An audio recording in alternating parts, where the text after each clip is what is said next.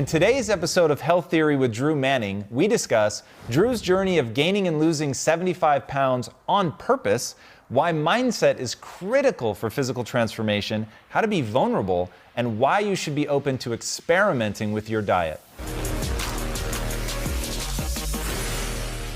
Hey everybody, welcome to Health Theory. Today's guest is Drew Manning, the New York Times best-selling author of Fit to Fat to Fit. He slathered on 75 pounds of fat and lost it again to gain empathy and understanding for his training clients and to prove to himself, if no one else, that his theories on diet and exercise were actually correct.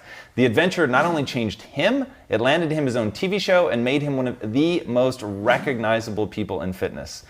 And Drew, what I want to know, man, is what surprised you about that journey? It's a good question. It was how much of that transformation was more mental and emotional than just physical. Because I went into this journey thinking, I'm going to get fat and then I'm going to get fit and it's going to be a physical thing.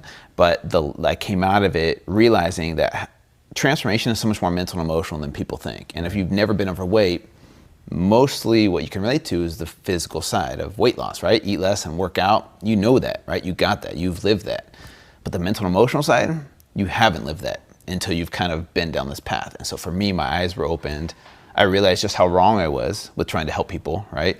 And you mean your strategies were actually bad because you didn't understand the mental? They weren't bad. They were just incomplete. They were just focused on the physical. So if someone was struggling with their transformation, I'm like, okay, let's change up your macros, change up your calories, change up your workouts. That's the missing component, right? That's what I focus on because that's all I knew.